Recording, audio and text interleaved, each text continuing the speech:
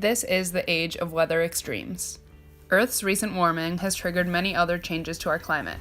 Among these are a rise in extreme weather such as storms, heat waves, and drought.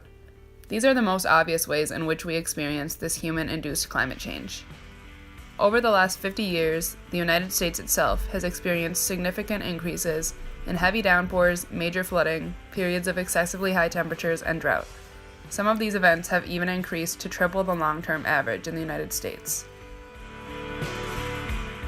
The age of weather extremes is universal, affecting regions differently depending on the local climate. In the hot, sunny Sahel's region of Africa, this means intense desertification. Desertification is when land degrades from a semi-dry region to a desert, usually losing bodies of water, vegetation, and wildlife along the way.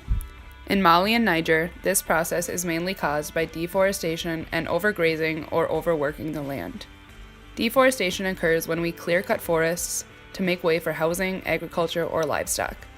Especially in some of the more dense regions of Africa, deforestation is increasing to meet the demands of a growing population. Desertification is unforgiving in its harsh effects on African populations.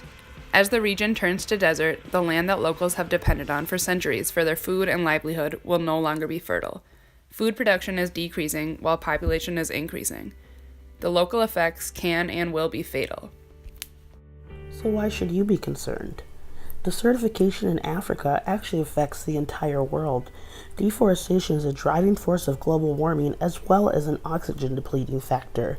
Climate change leads to extreme weather changes, which include drought, shorter, warmer winters, hotter summers, and for coastal regions, increased melting of the Arctic ice sheets is predicted to raise sea levels and wipe out huge populations. We are choosing to support the Green Wall for the Sahara and Sahel initiative, as well as promoting better land practices. This was done by the UN's Convention to Combat Deforestation and the African Union. So far, the project is about 15% underway.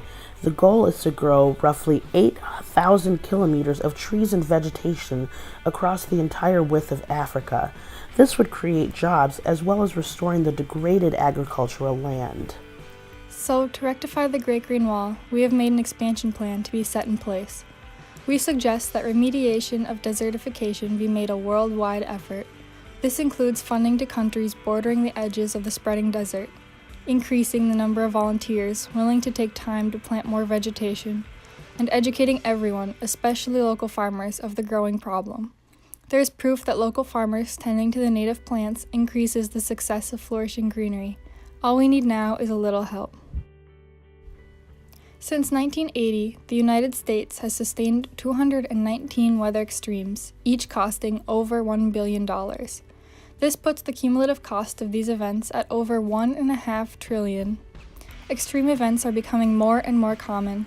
The cost for repairs after one of these events occurs has risen by over $100 billion in just 12 years. By gathering $2 billion to improve the Great Green Wall movement, we can start slowing the occurrence of extreme weather events, helping not only Africa, but the world as a whole. Why not spend money to prevent weather disasters from happening, instead of paying in loss of homes, communities, and lives? Every single person has the responsibility to care for our environment. As one person, you may not believe that your actions will have any effect.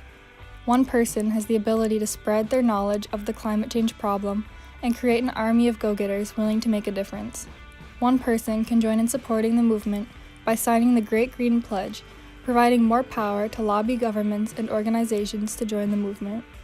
One person has the ability to make a donation to the cause, no matter how big or small. Every single person has the ability to make a change. Your actions today will affect your kids and grandchildren in the future. What will you leave behind for them?